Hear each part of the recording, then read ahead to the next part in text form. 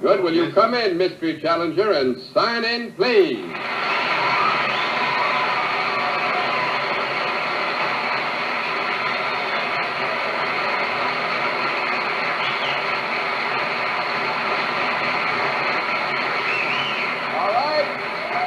As you know, panel, in the case of our mystery challenger, we get right down to the general questioning and a new set of rules.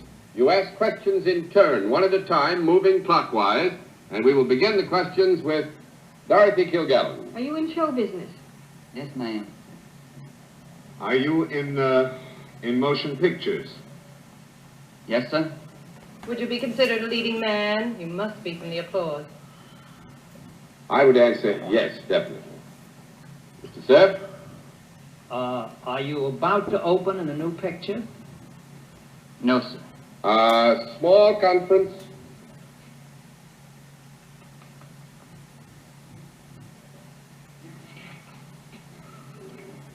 No, there's going to be a picture.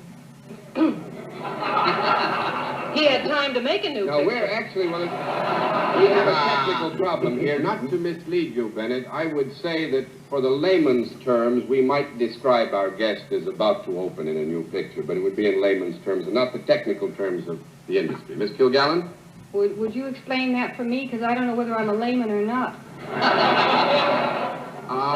Yeah, well, there you are. I can't do that. George Goebel wouldn't. But let me see. That there's a technical term for the industry which would tend to prescribe the amount of time between the question and the opening of the picture.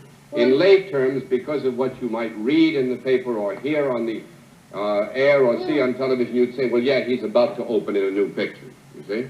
You mean it's open somewhere but not New York? Is that No, what I don't mean that at all. I just mean that a layman, just on the basis of publicity, would conclude that the picture is about to open and not know the specific date, perhaps.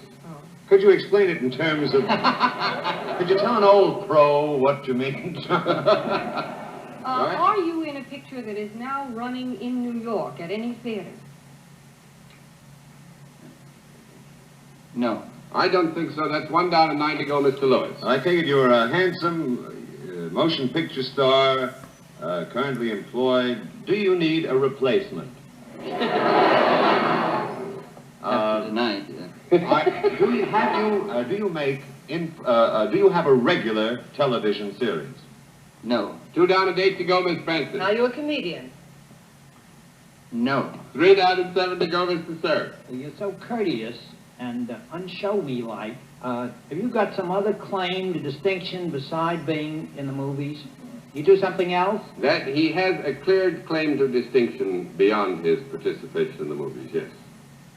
Miss Kilgallen? Well, are you in the field of sports as well? No, ma'am. 4 down and 6 to go, Mr. Lewis. You have another claim to fame. Did you do something that attracted the nation's attention and that you were featured in newspaper stories at one point? Yes, that's right. Well, if you are a motion picture actor who was featured in newspaper stories, would it have been as a result of your performances in World War II? Yes, that would be true, Dr. Miss Harlan. Yeah. Mr. Cerf? Are you Audie Murphy? Audie Murphy is right.